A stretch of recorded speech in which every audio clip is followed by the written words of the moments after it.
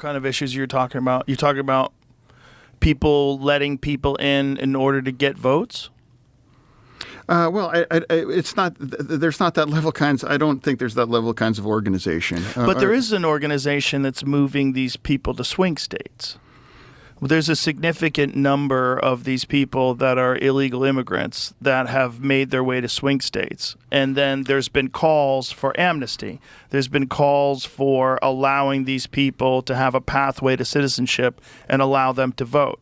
The fear that a lot of people have is that this is a coordinated effort to take these people that you're allowing to come into the country, then you're providing them with all sorts of services like food stamps and housing and setting them up, and then providing a pathway to amnesty, and then you would have voters that would be significantly voting towards the Democrats because they're the people that enabled them to come into the country in the first place and provided them with those services. This is a big fear that people have, and that you're rigging this system and that this will turn all these states into essentially locked blue like California is.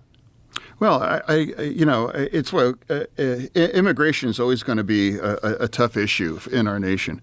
I had as a professor in grad school, Alan Simpson, and he was a United States senator. He was Wyoming, and he was actually a pro-choice Republican. I mean, how rare that would be. Well, it doesn't exist now. And he said, you are never going to have any meaningful immigration kinds of legislation. He's like, because both sides, that's useful for them, and it's going to be back and forth.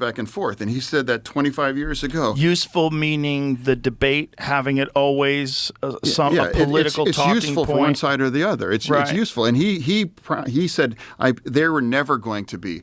And he said that in 1999. Mm-hmm. And I voted for the border deal, and that went down. And that's, I mean, he said that 25 years ago, and that was absolutely true now, that they had an opportunity to do a comprehensive border, bipartisan, and that went down because Trump, he declared that's a bad deal after it was negotiated with the other side. But didn't that deal also involve amnesty? And didn't that deal also involve a significant number of illegal aliens being allowed into the country every year? I think it was 2 million people. So it was still the same sort of situation, and their fear is exactly what I talked about, that these people will be moved to swing states, and that will be used to essentially rig those states and turn them blue forever.